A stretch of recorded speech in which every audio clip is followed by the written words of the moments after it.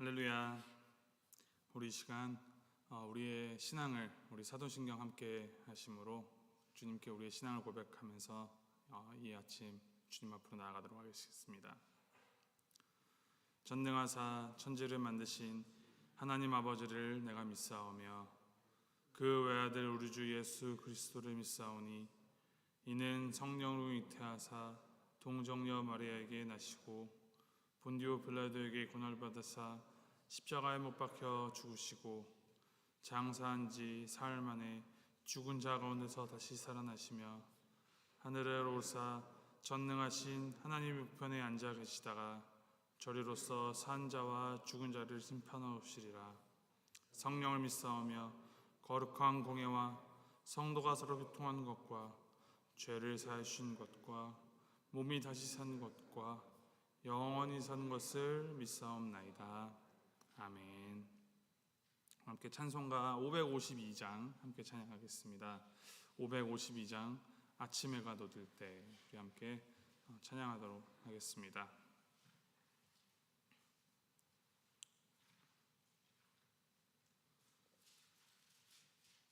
아침 해가 돋을 때 만물 신선하여라.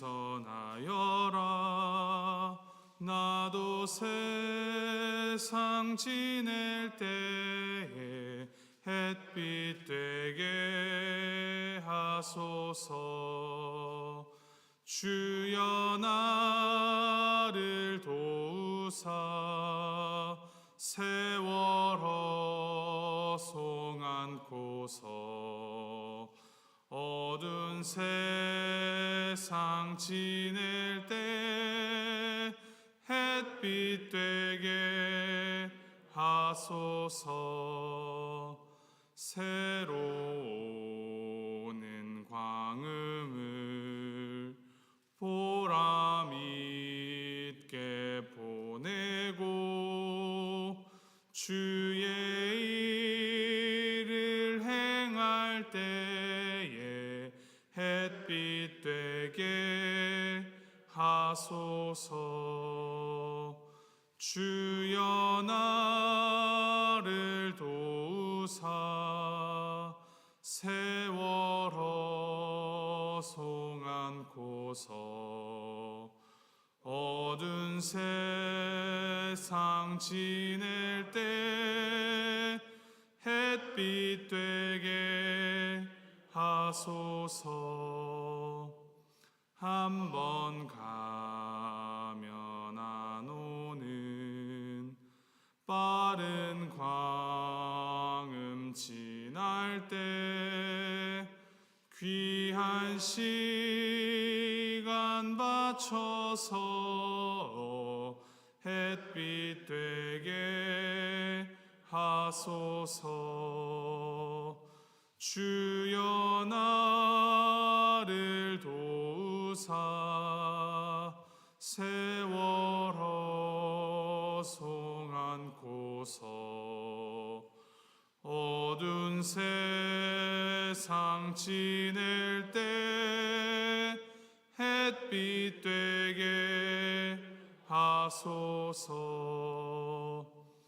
밤낮 주를 위하여 몸과 마음을 드리고 주의 사랑 나타내 햇빛 되게 하소서. 주여 나를 도우사 세월호 송 안고서 어두운 세상 지낼 때 햇빛 되게 하소서. 아멘.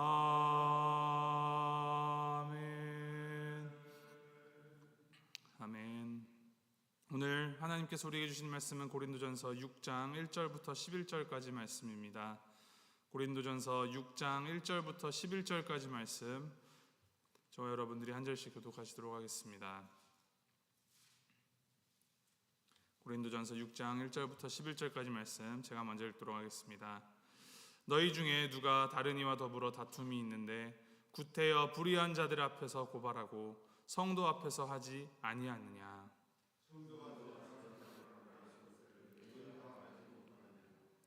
세상도 너희에게 판단하라.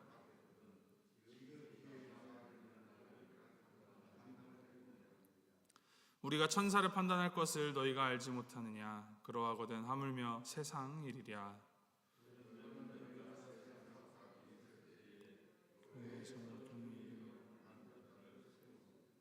내가 너희를 부끄럽게 하려 하여 이 말을 하노니 너희 가운데 그 형제 간의 일을 판단할 만한 지혜 있는 자가 이같이 하나도 없느냐.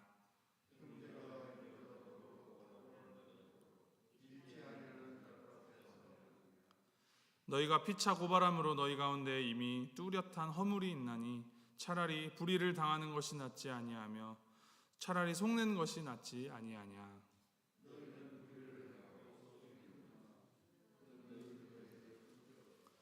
불의한 자가 하나님의 나라를 유업으로 받지 못할 줄을 알지 못하느냐. 미혹을 받지 말라. 음행하는 자나 우상 숭배하는 자나 간음하는 자나 탐색하는 자나 남색하는 자나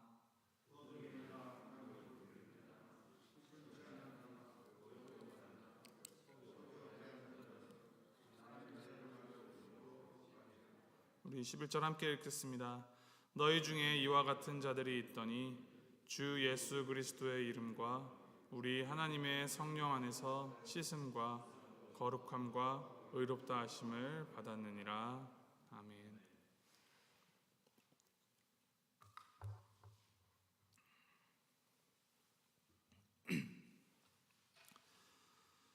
고린도전서 6장에 들어서서도 이제 고린도 교회를 향한 사도 바울의 이 질책과 책망 그리고 권면의 이야기가 멈추질 않습니다. 어제 본문인 5장에서 지적하였던 문제점이 이제 교회 안에 의분 어머니를 범한 성적인 타락이 있었음에도 불구하고 교회가 그것에 대하여서 함구하고 아무런 조치도 하지 않았던 것에 대하여서 죄를 용납하지 말고 그를 출교시켜서 교회 공동체의 거룩함과 순결함을 지키려 노력하는 동시에 죄인에 대하여서 회개에 대한 촉구를 해야 한다라고 그렇게 가르쳤습니다. 오늘 6장에 들어서는 이제 또 다른 문제에 대해서 사도 바울이 지적을 하는데 교회 안에서 다툼을 이 세상 법정으로 끌고 들어가는 일에 대하여 그것이 잘못되었다. 그렇게 하면 안 된다라고 이제 사도 바울이 지적을 하고 있습니다. 얼핏 생각하면은 이게 왜 문제가 되나라는 생각이 듭니다. 5장에서는 이 죄를 지은 자에 대하여서 이 죄를 쉬쉬하면 안 된다라고 분명히 가르쳤는데 문제가 생겨서 그 문제를 직면하여 해결하는 것이 문제를 묻어두는 것보다 훨씬 나은 것 아니겠습니까? 왜 사도 바울은 이렇게 헷갈리는 말을 해서 우리를 혼란스럽게 하는 것일까요? 그런데 이 말씀을 우리가 바로 이해하려면 이 말씀 안에 사용된 이 언어들과 당시 시대적인 상황과 배경에 대한 이해가 있어야 합니다. 먼저는 옳고 그름을 가를 수 있는 죄, 범죄, 즉 형사소송에 관한 것이 아니라 두 사람 혹은 다자 간의 그 이해관계와 감정관계가 얽힌 그 다툼을 대하는 데 차이가 있습니다. 오늘 1절에 이제 다른 이와 더불어 다툼이 있을 때 이렇게 언어를 사용을 하고 있고 3절, 4절에서도 세상 일, 세상 사건이라는 이 단어를 사용을 하는데 여기서 사용된 원어, 헬라어, 이제 비오티코스라는 이제 헬라어인데 이 단어는 직역을 하면은 일상적인 평범한 일들이라는 뜻으로 해석이 됩니다. 그러니까 이것을 오늘 우리의 말로 풀이를 하면은 민사소송, 민사사건 그런 뉘앙스로 우리가 해석을 할 수 있을 것입니다. 그러한 단어의 차이가 5장과 6장 차이에 있다는 것 우리가 먼저 염두에 두어야 할 것입니다. 다음 우리가 이해해야 할 것이 그 당시 이 로마법에 따른 법정이 어떻게 운영되는가에 대한 이해가 있어야 합니다. 우리가 살고 있는 이 미국도 소송이 상당히 빈번하고 자연스러운 문화인 것처럼 당시 로마도 이 소송을 거는 것이 상당히 많이 일어나고 자연스러운 것이었는데, 문제는 지금 우리의 법처럼 법이 그렇게 치밀하고 세심하게 제정되어 있는 것이 아니었다라는 것입니다. 이제 보통은 판사나 배심원들의 판결에 이제 전적으로 좌우되기 마련이었는데, 그러다 보니 이 법정이 정말로 옳고 그름을 가리고 정의롭게 운영되기보다는 이익 집단의 입맛에 맞추어서 모종의 대가나 뇌물에 따라서 그 판결이 가지고 힘 있는 자들, 속된 말로 이제 갑들의 입맛에 맞추어지는 그런 판결이 쉽게 내려졌다라는 것입니다. 이렇게 불의한 제도가 만연하고 횡행하는 그런 사회에서 주님을 믿는 신자들이 그 제도에 기대어서 소송을 걸었다라는 것, 그것이 무엇을 뜻하겠습니까? 이제 그것은 부유하고 우월한 지위에 있는 성도가 자기의 이득을 위하여서 가난하고 낮은 계급에 있는 그런 형제들, 동료들, 그런 그리스도인들을 자기 힘으로 이제 좌지우지하려고 이를 세상 법정으로 가져갔다라는 것입니다. 윤리적으로, 상식적으로 더 청렴하고 더 거룩하며 더 정의로워야 하는 것이 교회인데, 그 교회 안에서조차 하나님의 거룩을 담지 못하고 교회가 세상의 논리를 그대로 답습한다는 것에 대하여서 사도 바울이 매우 안타까워하며 거의 이 화를 내는 것처럼 고린도 교회에게 그렇게 하면 안 된다라고 지금 말하고 있는 것입니다. 물론 교회도 서로 이제 모든 점에서 다른 사람들이 모이는 것이기 때문에 마찰이 있을 수 있고 갈등이 있을 수 있습니다. 그게 격화되면 다툼으로 번질 수도 있지요. 하지만 최소한 우리가 한 하나님을 믿는 지체들이라면, 하나님을 믿는 그 믿음과 하나님을 사랑하고 하나님을 따르겠다라는 그 공통의 대전제가 있다면, 그 공통점을 서로의 기초에 깔아두고 대화와 소통으로 타협하고 이것을 교회 안에서 해결하려는 움직임이 필요한데, 그것을 세상 법정에까지 가져갔다라는 것이 문제인 것입니다. 민사소송에서는 이제 원고와 피고로 완전히 극과 극, 적군과 아군으로 나뉘어서 그 판결에 따라서 승자가 모든 것을 독식하는 winner takes it all, 그 논리로 상대방을 정말 죽이지 않으면 내가 모든 수모와 피해를 감당해야 하는 상황으로 몰고 가는 것이 한 교회 안의 지체로서, 공동체의 일원으로서 옳지 않습니다.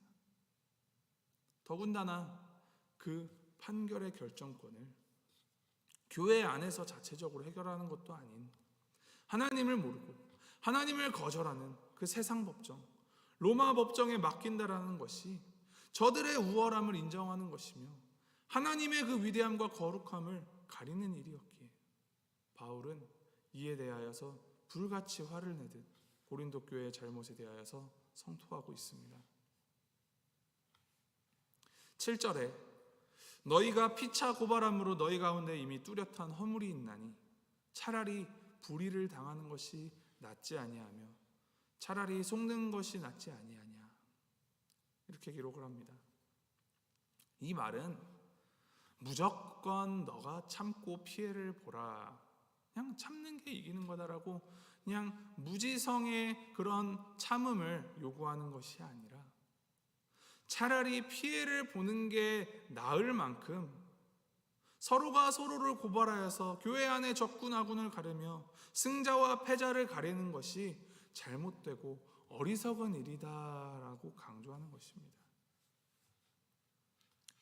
우리는, 이 말씀을 받는 우리는 무엇을 어떻게 적용해야 할까요? 절대 교회의 일을 법정으로 가져가서 소송 걸면 안 된다, 그런 표면적인 적용 득점이 나올 수 없습니다. 그런 뜻이 아닙니다. 이 말씀의 적용 포인트가 오늘 말씀 11절에 있는데 11절을 제가 다시 한번 읽어드립니다. 너희 중에 이와 같은 자들이 있더니 주 예수 그리스도의 이름과 우리 하나님의 성령 안에서 씻음과 거룩함과 의롭다 하심을 받았느니라. 이제 이 말에는 이제 고린도 교회 안에 예전에는 그렇게 자신의 이권과 이익을 위하여서 소송까지도 불사하던 자들이 있었는데 그들이 그리스도의 이름과 우리 하나님의 성령 안에서 씻음, 즉 세례를 받아 회개하여 그 거룩함과 의롭다 하심을 받아서 이제는 하나님께 의지하고 순종하여 하나님의 법도를 따라 사는 자들이 있다라는 말입니다. 내가 그리스도인이라는 이 자아 정체성, 내 자신을 성령의 능력으로 정의를 할 때 과거에 집착하던 그런 잘잘못을 가리는 일, 나의 것을 좇는 일이 무익하고 무색하게 되는 것입니다.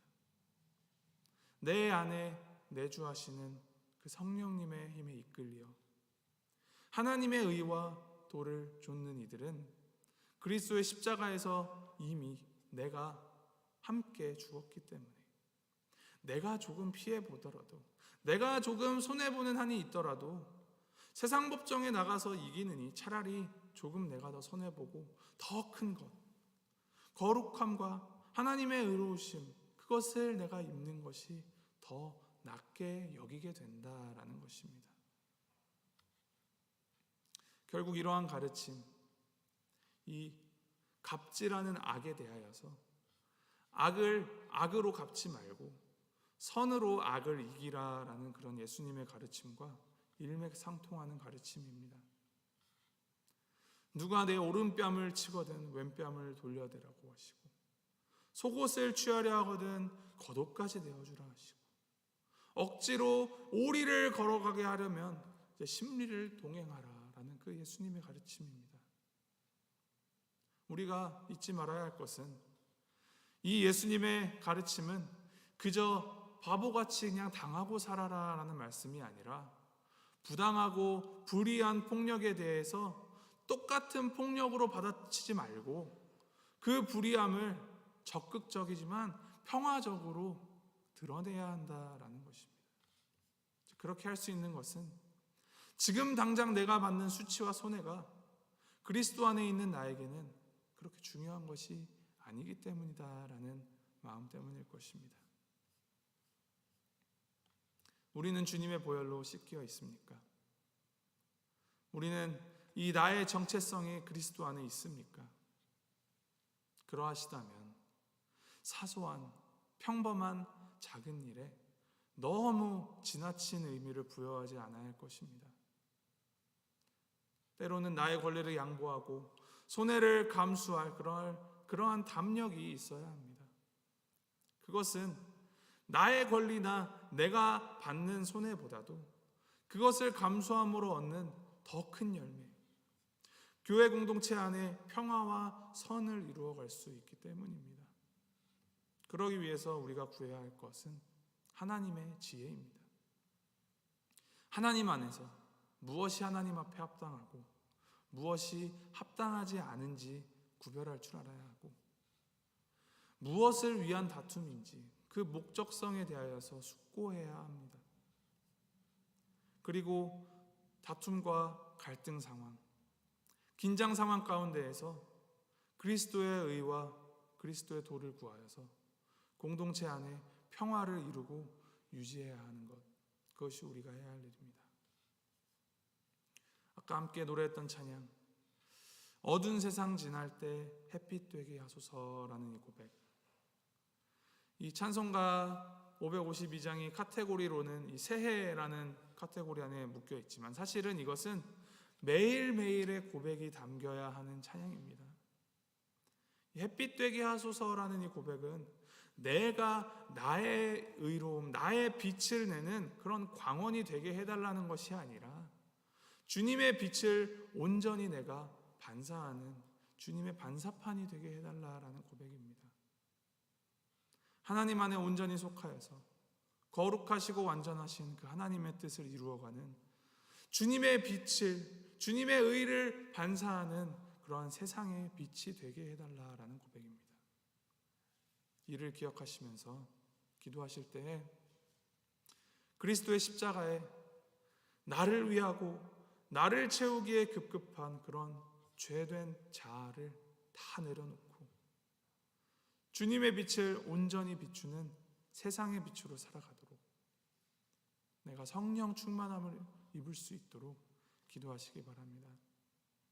우리의 정체성을 그리스도 안에 확립하여서 우리가 공동체를 이루고 함께 교회를 이루어 신앙생활을 할 때 이 나만의 좁은 눈과 좁은 식견으로 나만 맞다 나만 옳다 하지 않고 주님께서 주시는 그 지혜로 그리고 주님의 겸손과 사랑으로 더 큰 것, 주님의 위대하심과 주님의 거룩하심과 주님의 그 광대하심, 그것을 바라보며 겸손과 용납의 마음으로 합력하여서 선을 이루어가는 우리 모두가 되기를 주님의 이름으로 소망하고 축복합니다.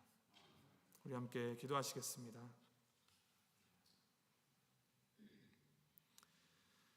하나님 아버지, 우리가 예수님이 아니고서는, 우리가 성령으로 씻음 받기 전에는 우리가 얼마나 탐욕스럽고 비열하고 그런 욕망에 사로잡힌 사람들이었는지요.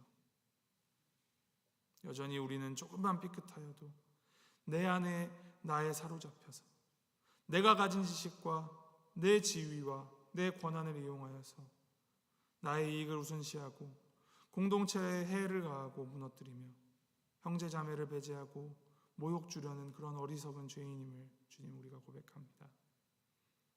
하나님, 우리가 온전히 주님 안에 오직 주님의 그 성령으로 씻음을 받아 주님의 빛된 백성으로 살아가도록 주님 인도하여 주시옵소서.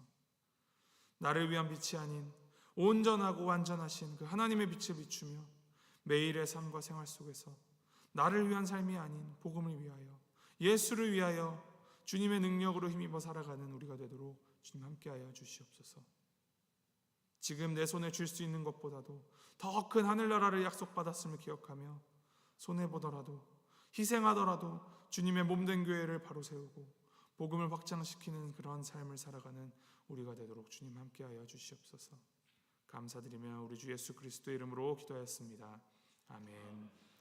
하늘에 계신 우리 아버지여, 이름이 거룩히 여김을 받으시오며 나라의 임하옵시며 뜻이 하늘에서 이룬 것 같이 땅에서도 이루어지이다.